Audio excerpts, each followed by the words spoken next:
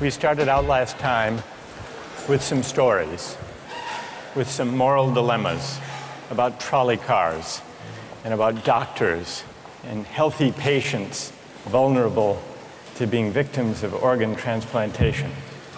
We noticed two things about the arguments we had. One had to do with the way we were arguing. We began with our judgments in particular cases. We tried to articulate the reasons or the principles lying behind our judgments. And then, confronted with a new case, we found ourselves re-examining those principles, revising each in the light of the other. And we noticed the built-in pressure to try to bring into alignment our judgments about particular cases and the principles we would endorse on reflection. We also noticed something about the substance of the arguments that emerged from the discussion. We noticed that sometimes we were tempted to locate the morality of an act in the consequences, in the results, in the state of the world that it brought about. And we called this consequentialist moral reasoning. But we also noticed that in some cases, we weren't swayed only by the result. Sometimes, many of us felt that not just consequences, but also the intrinsic quality or character of the act matters morally.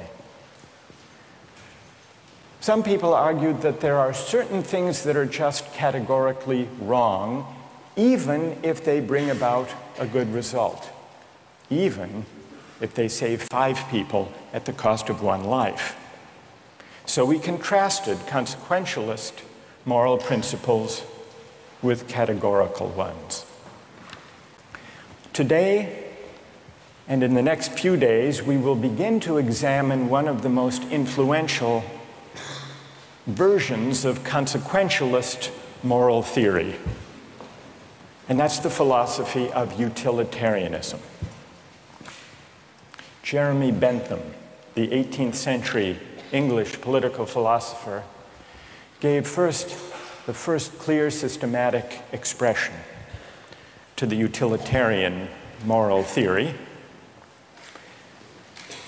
And Bentham's idea, his essential idea, is a very simple one,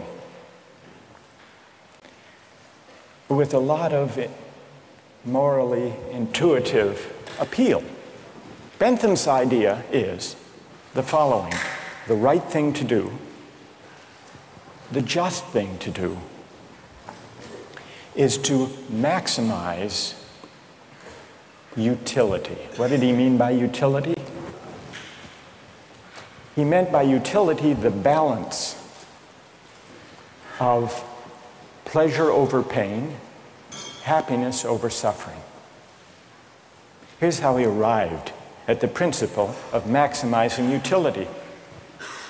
He started out by observing that all of us, all human beings, are governed by 2 sovereign masters, pain and pleasure.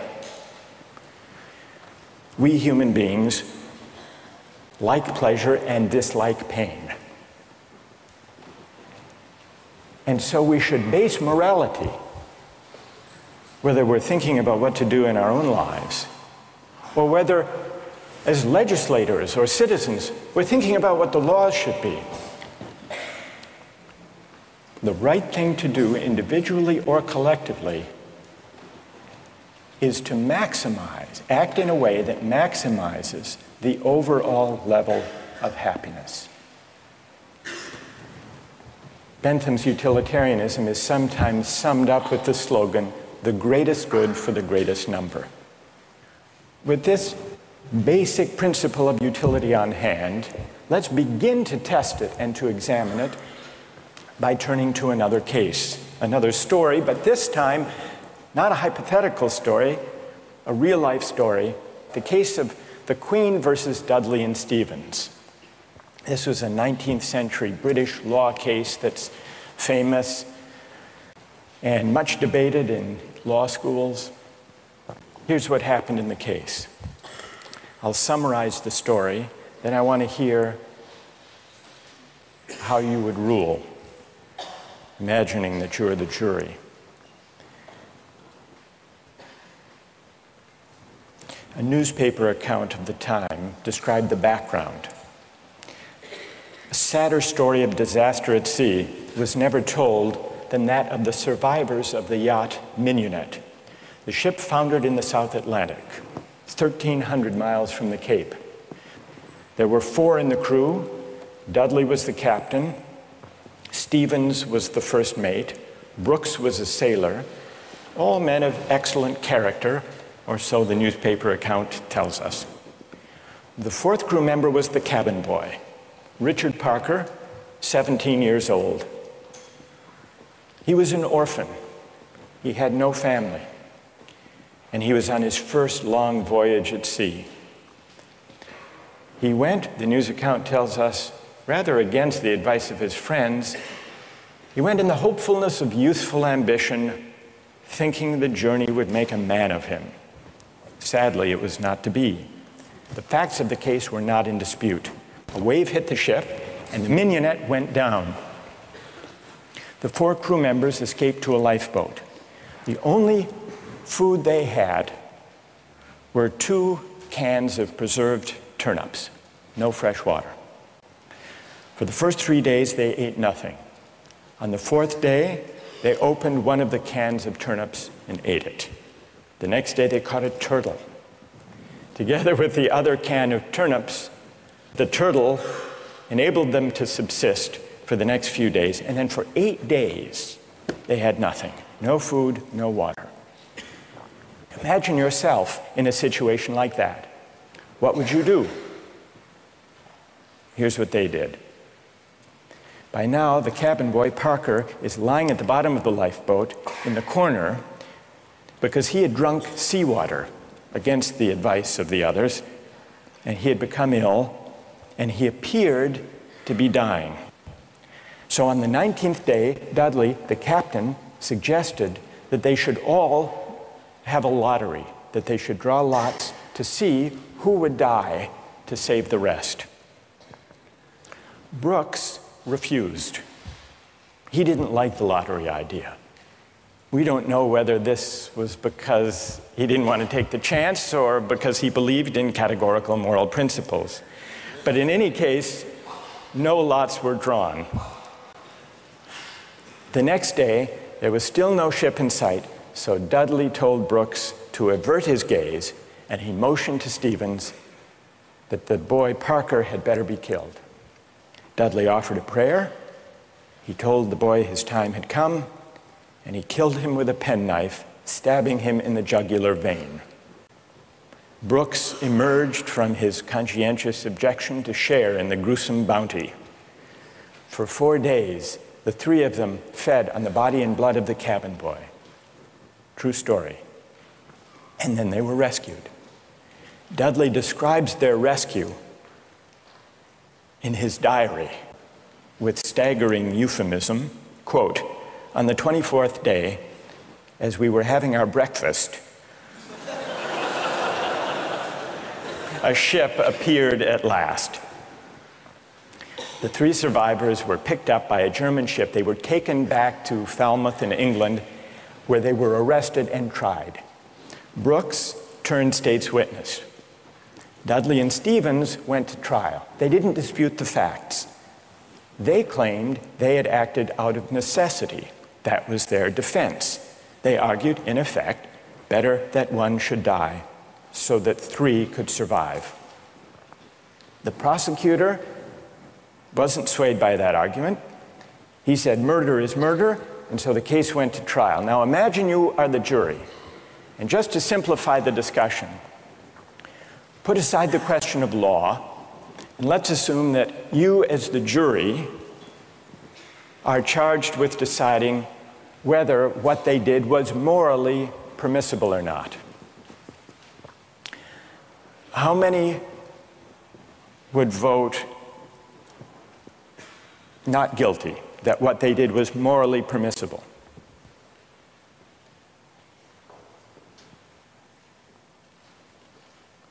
And how many would vote guilty? What they did was morally wrong. A pretty sizable majority. Now let's see what people's reasons are, and let me begin with those who are in the minority. Let's hear first from the defense of Dudley and Stephens. Why would you morally exonerate them? What are your reasons? Yes? I think it is morally reprehensible, but I think that there's a distinction between what's morally reprehensible and what makes someone legally accountable. In other words, as the judge said, what's always moral isn't necessarily against the law. And while I don't think that necessity justifies theft or murder or any illegal act, at some point your degree of necessity does in fact exonerate you from any guilt. Okay, good. Other defenders, other voices for the defense. Moral justifications for what they did. Yes? All right, thank you. I just feel like in a situation that desperate, you have to do what you have to do to survive. You have to do what you have to do. You got to do what you got to do, pretty much. If you've been going 19 days without any food, someone just has to take the sacrifice. Someone has to make the sacrifice, and people can survive. Right. And furthermore, from that, let's say they survive, and then they become productive members of society who go home and start like a million charity organizations and this and that and this and that. I mean, they benefit everybody in the end. Yeah. So, I mean, I don't know what they did afterwards. They might have gone and kill more people, whatever. But what? What if they went home and they turned out to be assassins? What if they weren't going home and turned out to be assassins? Well, you'd want to know who they assassinated. That's true, too. That's fair. That's fair. Okay. I want to know who they assassinated. All right, that's good. What's your name? Marcus. Marcus. All right. We've heard a defense, a couple of voices for the defense. Now we need to hear from the prosecution. Most people think what they did was wrong. Why? Yes. One of the first things that I was thinking was, if they haven't been eating for a really long time, maybe they're mentally affected, and so then that could be used as a defense, a possible argument that they weren't in the proper state of mind, they weren't making decisions they might otherwise be making, and if that's an appealing argument that you have to be in an altered mindset to do something like that, it suggests that people who find that argument convincing do think that they were acting immorally. But I want to know what you think. You defend them. You vote. You vote to convict, right? Yeah, I don't think that they acted in a morally appropriate way. And why not? What do you say? Here's Marcus. He just defended them. He said, you heard what he said. Yes. Yes. That you've got to do what you've got to do in a case like that. Yeah. What do you say to Marcus? That there's no situation that would allow human beings to take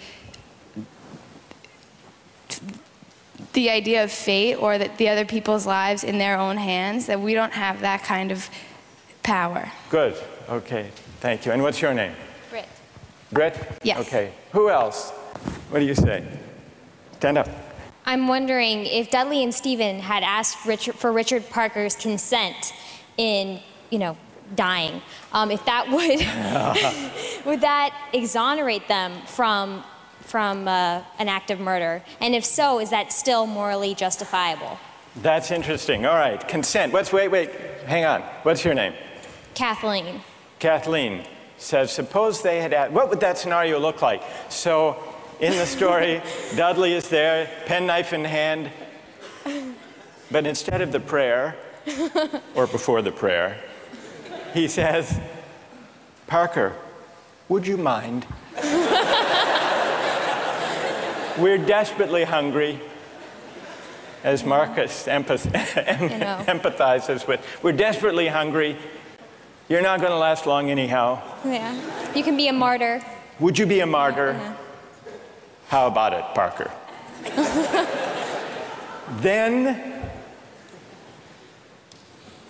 Then what do you think? Would it be morally justified then? Suppose Parker, in his semi-stupor, says, okay.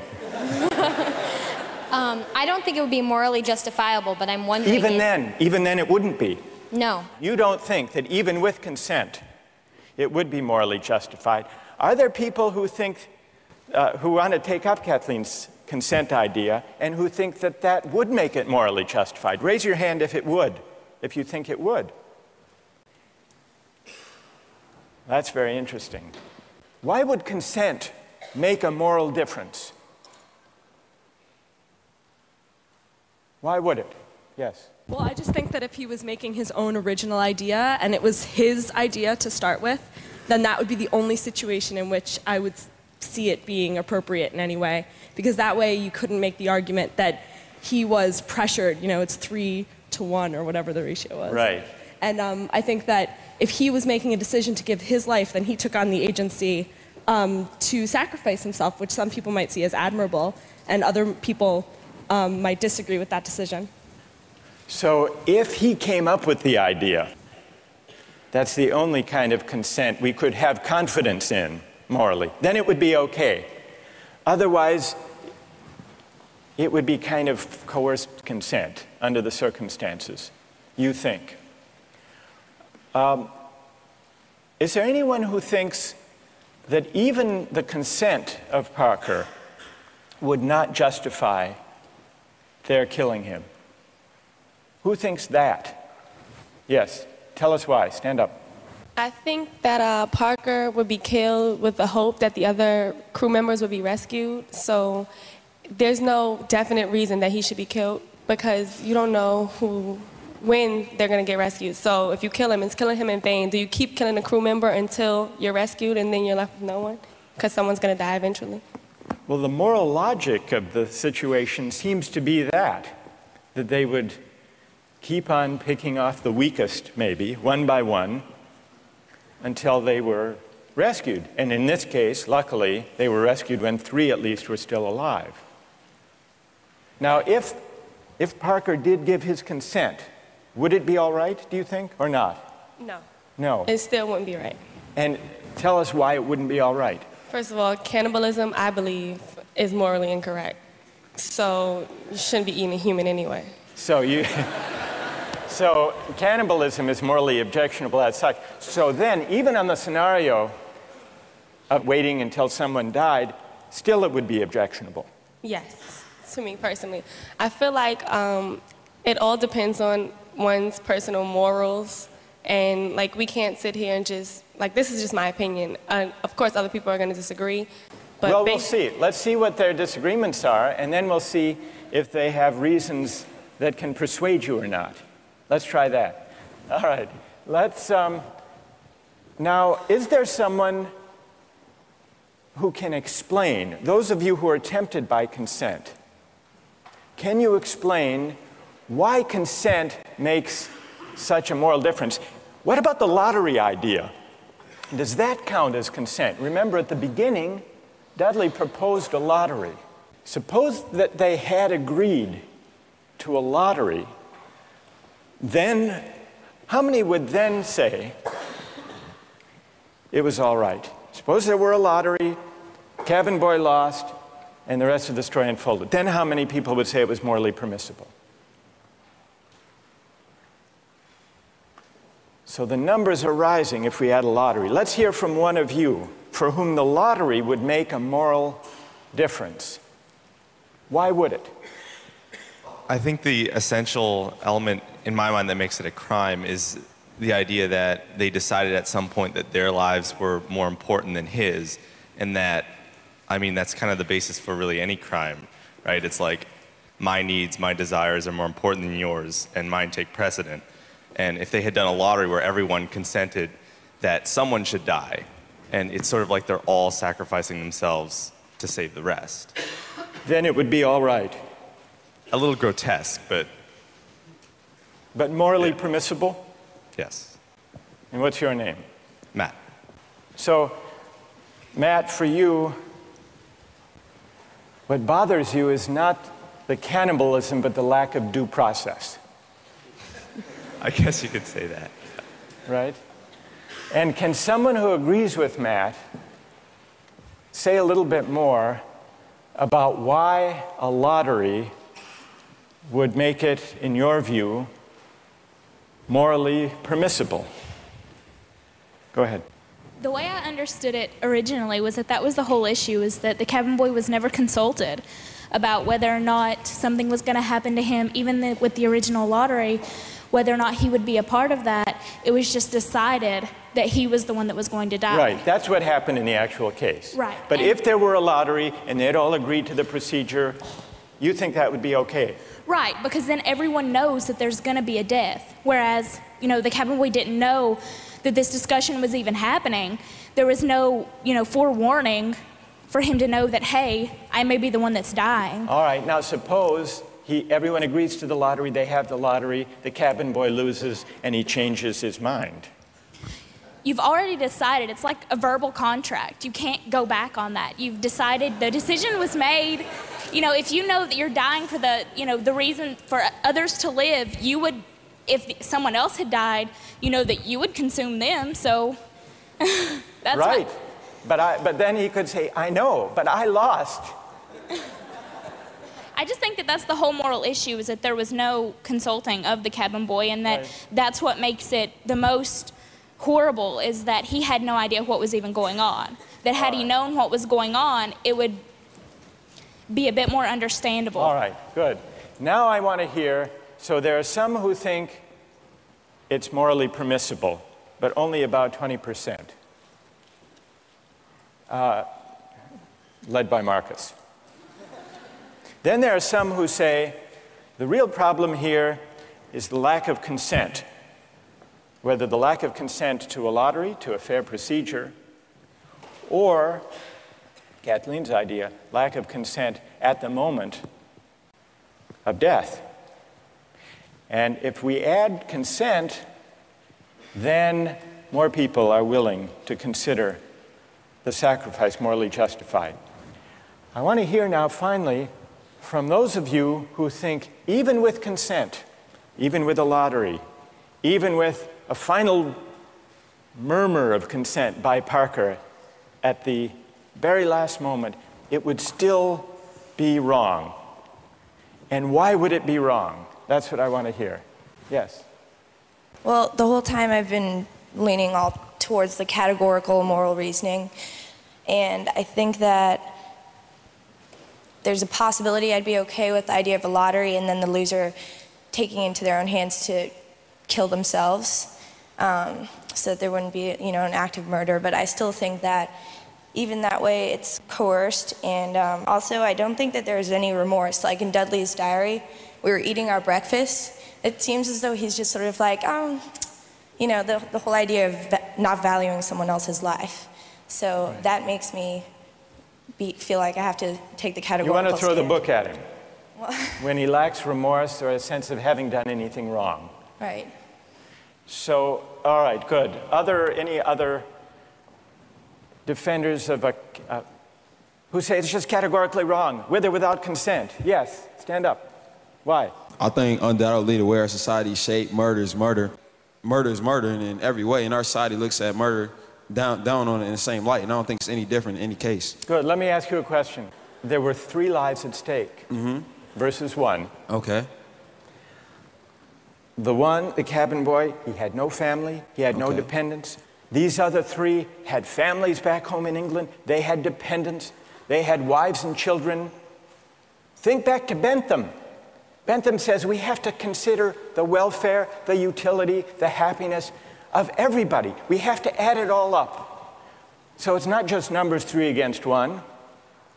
It's also all of those people at home. In fact, the London newspaper at the time and popular opinion sympathized with them, Dudley and Stephens. And the paper said if they weren't motivated by affection and concern for their loved ones at home and their dependents, surely they wouldn't have done this. Yeah, and how is that any different from people on a corner trying to have the same desire to feed their family? I don't think it's any different. I think in any case, if I'm murdering you to advance my status, that's murder, and I think that we should look at that all in the same light instead of criminalizing certain activities and making certain things seem more violent and savage, when in the same case, it's all the same. It's all the same act and mentality that goes into murder, necessity to feed your family. So suppose it weren't 3, suppose it were 30, 300. 1 life to save 300. Or in wartime, 3,000. Okay. Suppose the stakes are even bigger. Suppose the stakes are even bigger. I think it's still the same deal.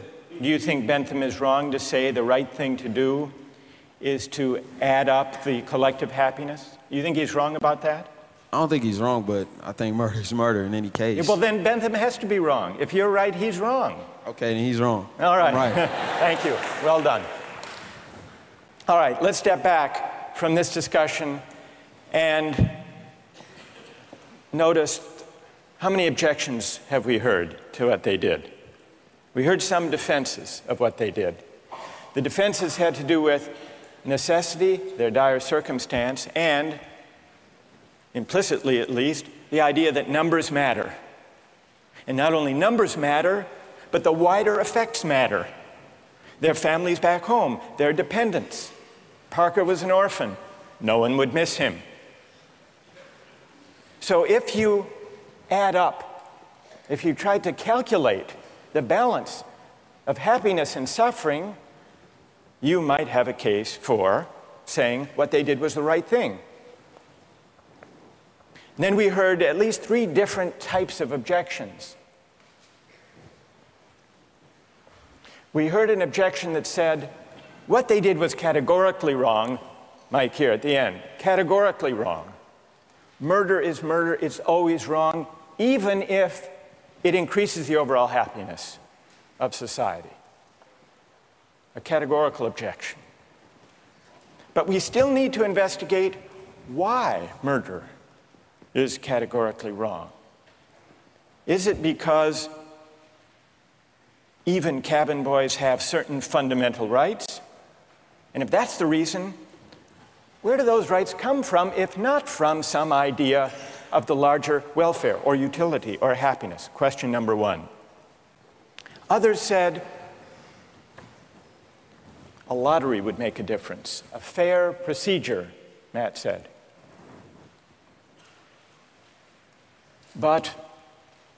And some people were swayed by that.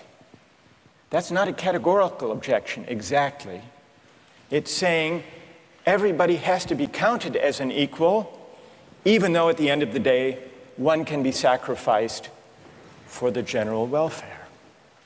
That leaves us with another question to investigate. Why does agreement to a certain procedure, even a fair procedure, justify whatever result flows from the operation of that procedure? Question number 2.